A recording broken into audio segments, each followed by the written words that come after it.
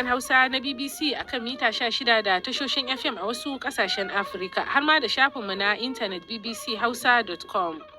Zulai Abubakar ke muku sallama a cikin shirinmu na karfe 3 daidai agogon Najeriya da Nijar, wato 2 daidai agogon GMT da Ghana.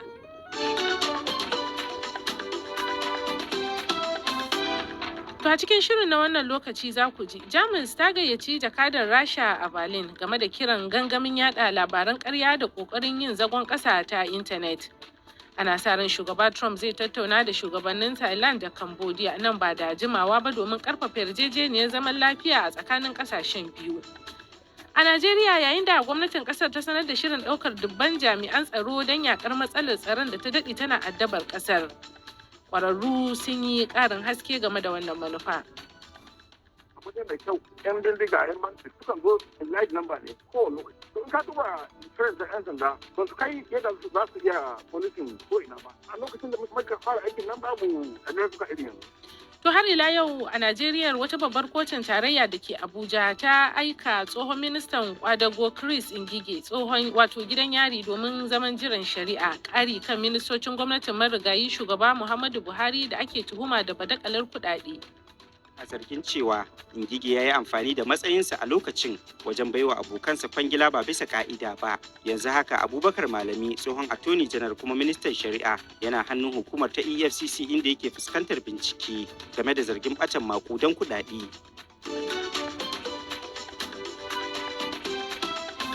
To waɗannan da ma ƙarin rahotanni na nan tafe bayan Aisha Aliyu Jafar ta karanto labaran duniya.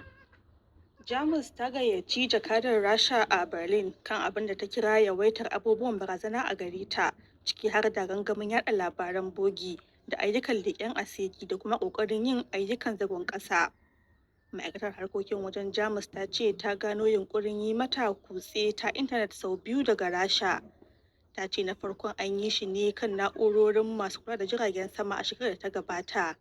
Na biyun kuma ma'aikatar ta ce an yi yunkurin kawo cikas ne ga babban zaben da aka yi a watan Fabrairu. The Foreign Ministry said Russia was very specifically threatening Wakilar BBC ta ce ma'aikatar harkokin wajen Jamus din ta ce da gangan Rasha ke yi wa tsaron kasar barazana.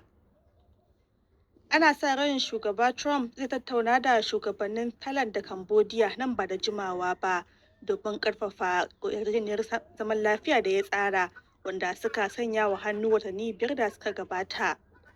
An shiga kwana na 5 kenan na rikicin kan iyaka tsakanin sojojin Cambodia da Thailand, wanda ya yi ajalin mutum akalla 20 da raba mutum kusan 500 daga mahallansu a bangarorin biyu. Kafin tattaunawar tasu ta wayar tarho, ministan harkokin wajen Thailand ya baiwa sakataren harkokin wajen Amurka Marco Rubio tabbacin cewa kasarsa a shirye take a samar da zaman lafiya a rikicin kan iyakar.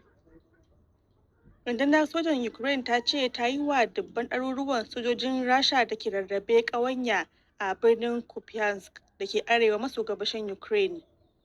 Rundunar ta ce ƙawanyar da ta yi ya kai ga samun nasarar ƙwato wasu ƙauyuka biyu. Shugaba Zelensky ya wallafa wani bidiyo yayin ziyartar Kupiansk, birnin da Moscow ta ce ta ƙwace a watan da ya gabata. Sai dai zuwa yanzu BBC bata tabbatar da ikirarin sojojin ba, kuma Rasha bata ce komai ba. A gefe guda kuma wasu dakaru na musamman na Ukraine sun kai hari kan wasu jiragen ruwan Rasha a tekun Caspian, jiragen da suka ce na dauke da makamai daga Iran zuwa Rasha. Labaran duniyar na zuwa muku ne daga BBC Hausa. Birtaniya ta haramta wa wasu manyan kwamandojin kungiyar RSF na Sudan shiga kasar, waɗanda ake zargi da aikata munanan laifuka a birnin El Fasher, tare kuma da kwace kadarorinsu. Mutanen sun hada da mataimakin shugaban RSF Abdulrahim Hamdan Dagalo da wasu kwamandoji 3. Laifukan da ake zargin su da aikatawa sun hada da kisan gwamman mutane da kuma cin zarafi ta hanyar lalata. It says evidence of starvation and rape being used systematically as a Wakilar weapon. BBC ta ce Birtaniya ta ce shaidun da aka samu da ke nuna ana barin mutane da yunwa, wasu kuma ana yi musu fyaɗe, abu ne mai matuƙar tayar da hankali, kuma tana duba yiwuwar akaba musu ƙarin takunkumai. Birtaniya ta kuma ce za ta bayar da tallafin dala miliyan 28 domin a samar da kayayyakin tallafi, sannan a kare mata da yara waɗanda lamarin ya fi shafa. Masana kimiyya sun bayyana cewa mummunar guguwar tekun nan da ta afkawa tsibirin Sumatra na Indonesia makonni biyu da suka gabata ta yi gab da kawo ƙarshen wani nau'in gwaggon biri na Tapanuli orangutan waɗanda dama ba su da yawa. Ƙasa da gwaggon birin 800 ne ke rayuwa a daji, kuma akwai fargabar aƙalla kashi 10 cikinsu sun mutu sakamakon ambaliya da zabtarewar ƙasa a dajin da suke. Bayan gano wani mataccen gwaggon biri a ƙarƙashin ɓaraguzai ne ya sanya fargabar cewa ba shi kaɗai ba ne. Though some locals believe the apes would have escaped before disaster struck. Wakilin BBC ya ce sai dai wasu mazauna yankin na ganin akwai yiwuwar birran sun gudu kafin ibtila'in ya faru sakamakon yadda suke da ilimin gane idan akwai wani haɗari. To ƙarshen labaran duniyar kenan. A gaishe da Aisha Aliyu Jafar da labaran duniya daga sashen Hausa na BBC.